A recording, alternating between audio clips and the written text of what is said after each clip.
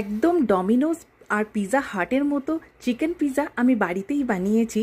আর এটা খেতে এত সুন্দর হয়েছিল, দেখো দেখেই বুঝতে পারছো নিশ্চয়ই যে এটা কতটা নরম হয়েছে আর খেতেও সুস্বাদু হয়েছিল। তো তারই রেসিপি তোমাদের সাথে শেয়ার করছি যাতে তোমরাও এটা বানাতে পারো। আর ইস্ট আমি অনেক সময় শুনেছি যে ইস্টটা ফার্মেন্ট করতে পারে না অনেকেই, কিন্তু এটা এমন কিছু টাফ নয়। তো সে দেখো এখানে আমি একদম ফুটন্ত জল নিয়ে নেব না, এটা জাস্ট ধোঁয়া ওঠা জল নেব, ঈষদুষ্ণ জলও কিন্তু নয়, ধোঁয়া উঠবে সেরকম গরম জল নিয়েছি। এই বোলটার হাফ পোর্শন আমি জল নিয়েছি। এবার 1 চামচ চিনি ভালো করে গুলে নিয়ে 2 চামচ মতো এখানে ইস্ট গুলে নেব। তারপর 15 মিনিট এটা ঢাকা দিয়ে রেখে দিয়ে দেবো।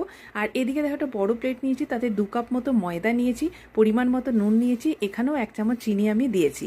তারপরে ওই ফার্মেন্ট হয়ে যাওয়া ইস্ট এখানে দিয়ে দেব।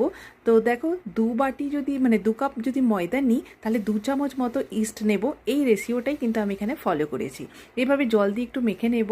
মেখে নেওয়ার পর এবারে একটু বাটার দেবো। বাটারটা আমার শেষ হয়ে গেছিলো, তো কিছু করার নেই, আমার কাছে তেল আছে, আমি তেল দিয়ে তারপরে এটা ভালো করে স্ট্রেচ করে এটা মাখবো।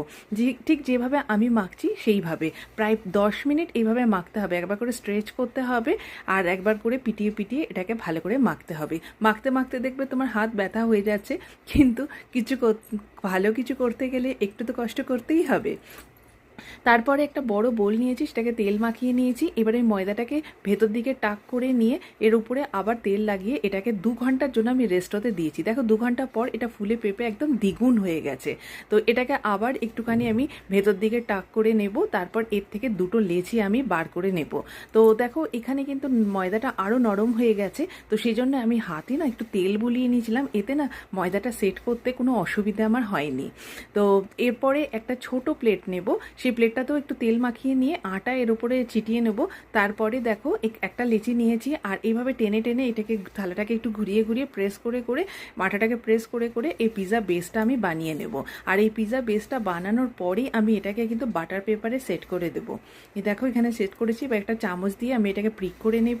তারপর এখানে শেজওয়ান সস আর টমেটো সস দিয়ে পিৎজা সস বানিয়ে নিয়েছি। এবার মজেরেলা চিজ দিয়েছি, তার উপরে ক্যাপসিকাম, চিকেন আর পেঁয়াজ দিয়েছি, আর কিছুটা অরিগ্যানো আর পিৎজা সিজনিং দিয়েছি। এবারে একটা কড়াই নিয়েছি, লোহার কড়াই, যেটাকে আমি আগেই 5-6 মিনিট মতো এটাকে প্রি হিট করে নিয়েছি, নুন দিয়ে অবশ্য। তারপরে একটা স্ট্যান্ড বসিয়ে তার উপরে একটা প্লেট রেখে ওই বাটার পেপারের পিৎজাটা রেখে দেবো। এভাবে ঢাকা দিয়ে প্রায় 20 মিনিট আমি রেখেছি। তারপরে খুব সাবধানে এটা বের করতে হবে। দেখো লাগছে না একদম দোকানের মতো পিৎজা। আর এর তলাটাও আমি তোমাকে দেখাচ্ছি, পিৎজার বেসের নিচেরটা যে কীরকম বিস্কুটের মতো হয়েছে দেখো, আর খেতেও দুর্দান্ত হয়েছিল। নমস্কার।